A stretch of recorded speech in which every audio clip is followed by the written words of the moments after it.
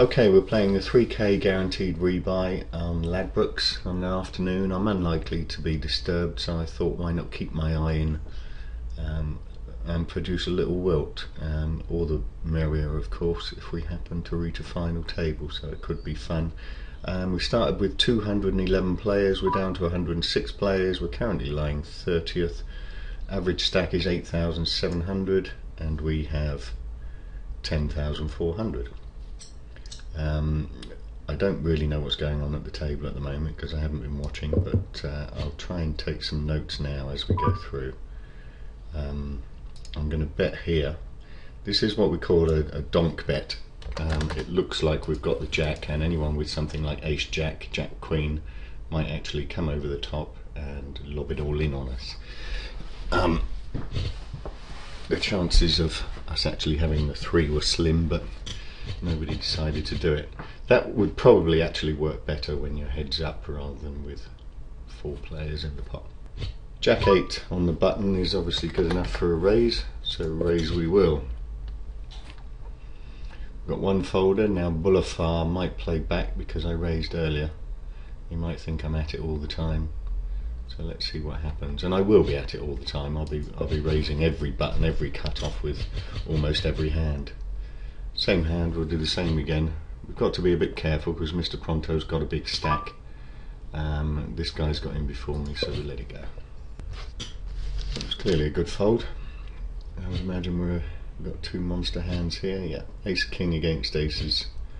And the ace king could win if it hits a heart, but it didn't, so the aces take it.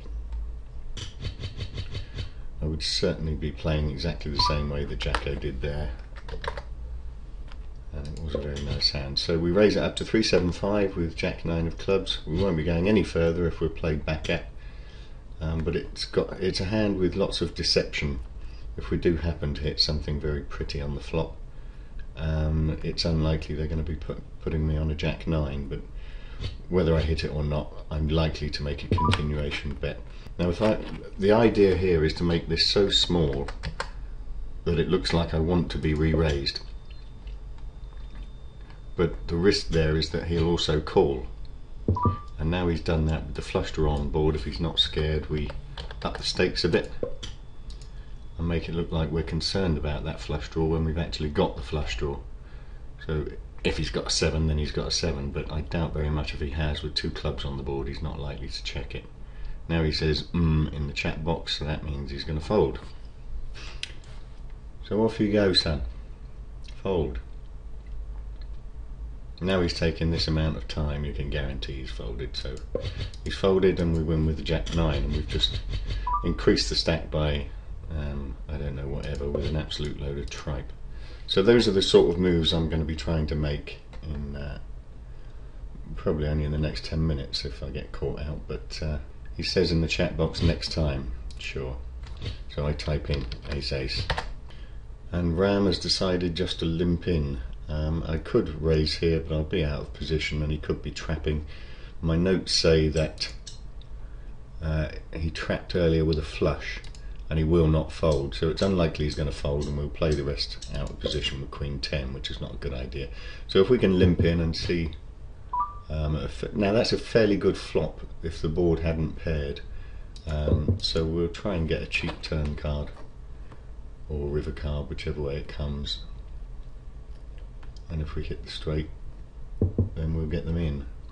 If he bets here, it's unlikely he's actually got the full house, so we'll try and get in cheaply. But that might be worth just, let's see, he's got 3,500 left. If we call and we hit, I'll be confident that we're actually winning. He's got 13,000, so there's obviously lots of chips up for grabs if we hit. And we didn't. Now, I don't actually believe that he had a jack there. He should have been betting that flop if he had a jack. This guy should have been betting at some stage if he had it. So unless one of them's got a full house, I'm going to now represent that jack. If he goes over the top, then obviously we've lost. He's gone. He was on some kind of draw, I would think, but it's a struggle to get this guy to fold. That's the problem. If he's got any deep thinking, he'll be thinking the same as me. Okay, we got it through again. Now we're building the stack nicely. We're up to almost 13,000 with utter tripe.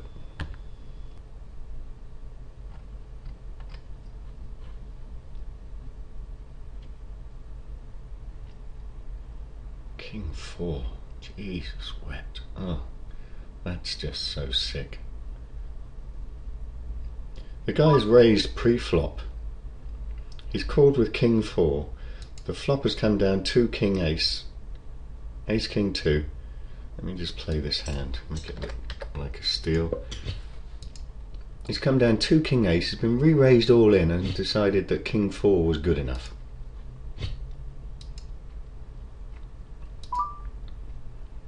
King 10 he's raised up with. I thought he'd be stronger than that actually. But when it comes down to King Ace and the guy's bet King 4, he has to think he's behind when he's re-raised. King 4, 4 on the river. Absolutely atrocious. Let's see what notes we've got on him. Bet with 2-2 into a 6-8 board with 4 players to act. I think we should amend that. So now we need to start looking again at who's on the table and how they're playing. And here we have forum member Scooby666, John, who is a very good solid player, so we won't be making too many moves on him. Probably not anyway. Well, we might do. We're in that sort of mood. Ah, it's only John. He'll fold. Now Scooby's put in a minimum raise there. A minimum raise. So that would suggest to me he's got an absolute monster. Sorry John if I'm right, but with a limper and then a min raise, that looks like aces or kings. So if we hit the 8, we're going to crack him. Well, if this guy's limped, okay, we missed. And we'll soon find out what John minimum raises with. Well, we won't find out because he'll bet here. And we'll fold.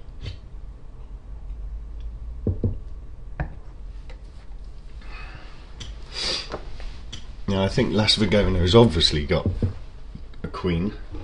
Scooby has either got kings, aces or ace queen. Ah, okay. Need to let it go. The flush obviously didn't scare him at all. Okay, queen 9. They're both blue, so that's good enough for me. If they're pretty, we raise with them. If we get re-raised, we fold. If we don't, we pick up 300 chips. But we want to let them know that we're getting busy, so when we do hit a hand, we'll get paid off. So that's all we're doing at the moment. We're not raising because they look good, although they do look good and we might fluke one. We're raising because we want people to think that we're just raising every hand. And they just happen to be getting through. Another pretty hand. And already they're starting to fold to me. King Queen is an obvious raise from the cutoff. It's probably too good a hand, that's the problem. Although that's worked out quite nice. If we're up against ace 10 here, it'll be pretty sick, but we've got to bet it just in case there is a 10 in John's hand. If he's got a 10, no doubt he'll be calling. He might actually put us into a spot here if he re-raises. Okay, we'll let him know there that we've actually got a good hand. So I showed the king and queen there, so they can see now that I'm not raising with rubbish, but of course I will be from this point onwards, every opportunity.